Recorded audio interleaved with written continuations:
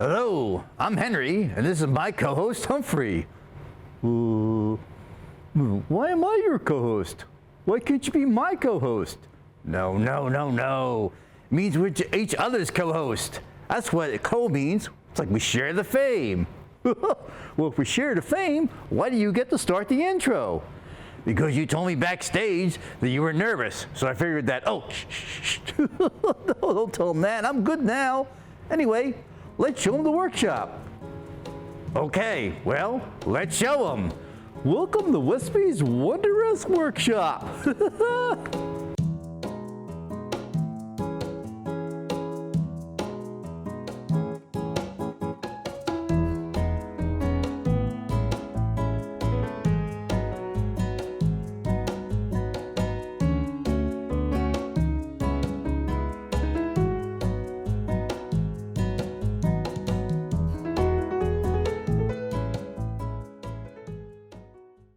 Hello, I'm Patrick Ahern. I'm a puppeteer. I build puppets, I perform with them, and I teach actually here at Rowan University too. I started playing with puppets, or actually dolls and stuff, when I was really young. I had little trolls. Way back when, they used to have trolls in too. I played, made little stories with them and things. And then as an adult, I mean, I still, even go through high school and stuff, I actually liked performing, and that's why I got into music a lot too.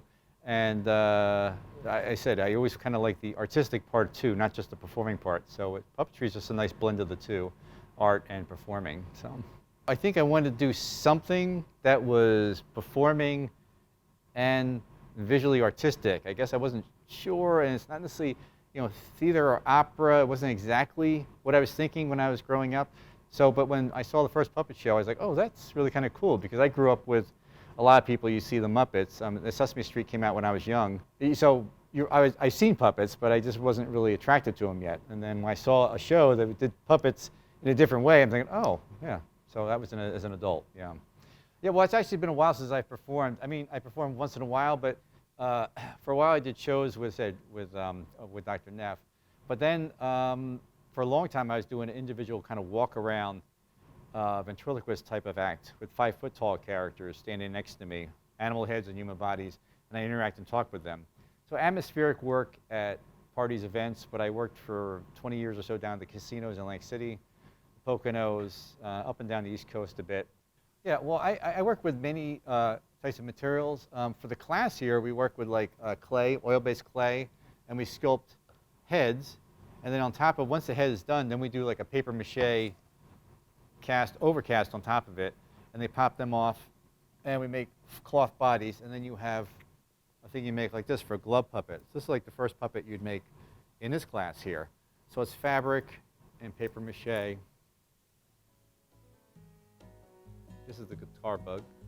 Doesn't have his guitar right now, though. Professor Ahern makes it look so easy, and then when we go to do it, it's difficult. I'm a senior now at Rowan, and I've heard about this class from multiple different students, and there's been so many semesters where I've been wanting to have an extra course to be able to take it, and so this is my last semester here, and I finally had an elective to take it, so I put it in my schedule, and I was very excited, and now I'm here, and I love this class. I actually had a friend named Taylor Drake. He took this class, and he was like, hey, Jerry, you should take this puppetry class. I was like, sure. I also, growing up, had like a really irrational fear of like puppets, so I was like, maybe a good thing to help me get over that was to take a puppet class and learn more about puppets. Yeah, Professor Ahern's very helpful during class. He is always walking around and always, he gives like a little lecture at the beginning of class on like what we're gonna do for the day. Every question I've ever had, he helps me 100%, gives me plenty of helpful insights and tips to help me make the best puppet I can make. Gluing and sewing, putting everything together sometimes is hard overall. I'm a very big perfectionist, so like trying to make everything so perfect drives me crazy, and then seeing him do it so fast and easy, and he's literally just showing us, and he does it perfect. And then I take so much time to try and do it, and mine doesn't even come out perfect sometimes, and then I get frustrated because it's difficult. Well, the difficulties I faced through my career are probably like a lot of people doing anything in the arts. You get hired for some jobs, you don't get some jobs. Yeah, I think the only difficulty I had was well, earlier when I was trying to learn, I had to find people because it was sort of like the internet was in its infancy. So it wasn't like you could look online and say, oh, how do I make a puppet or how do I do this? You really had to find people who would mentor you or teach you something. So I was able to use someone from the school here, like I said, George Neff, and then I was able to find some people who teach me different skills, like how to make a mold, and then try to watch him sculpt and stuff. So I had to actually go. So I thought the biggest difficulty was finding education. So actually, before COVID, they were out quite a bit. I have different puppets for like little. Can I say these names? Little Shop of Horrors and Avenue Q, Rocky Horror. I'm trying to think of what else I got here. Lion King. So I have different shows that a lot of theaters will do, regional theaters, and also high schools. Sometimes middle schools they'll do the shows too. So I rent them out. So actually quite a bit. As soon as COVID hit, March 13th last year was my last rental. So I haven't had anything since then. So yeah, well the classroom has been a little difficult too. We've been as a lot of the things, since we only have so many people in the space, we meet about half the class in one session and the other half, so we alternate there. But besides making puppets, we spend time on performance. Since we really can't be together, like close to each other, the option now is that the students can do it with their housemates or whoever they live with, their family, if they want to do a show with people. And then they film it and they send that to me that way. So that's a little different because I really haven't been able to get to work with some of the intricacies of the performance, because the puppets are really great. And instead, the people make some really pretty good puppets too, but if they don't come alive or they don't really, they're not vibrant, then they're really just sculptures that look nice, kind of, and they don't, then you know it's a puppet, as opposed to a really good puppet is just a character. It's believability in there. If you like being creative and you like doing arts and crafts, it's basically like an adult arts and crafts class, and I think there's nothing better than it. I would definitely recommend this class to other students. It's such a fun atmosphere, and you learn so much and about puppets and about how to really bring your creativity to life. And Professor Ahern is just great. We all love him, so I think other students would too.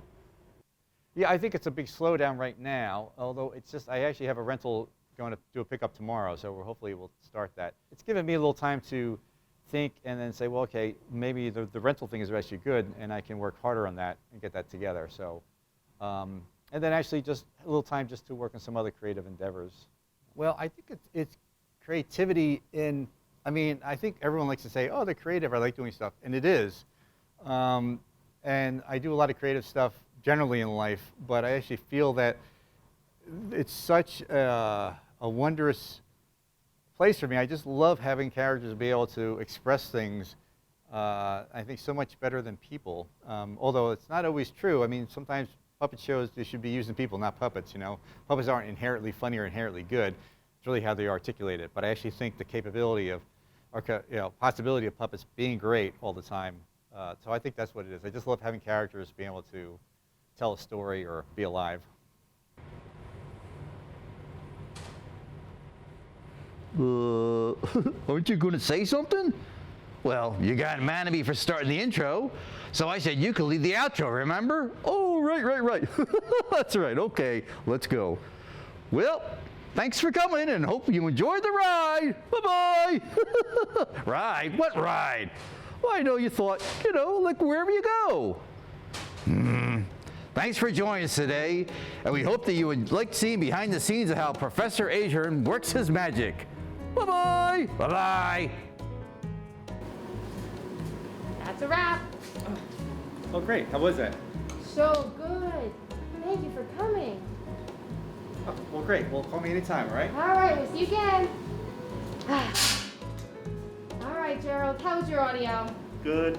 Can I go home now? Sure, Gerald. Go home. Sam! How was my camera, dude? I'm doing good. How was the focus? Sam! I don't know. All right, go home. Yes. See you next week. See ya. All right, good night, everyone. Good night.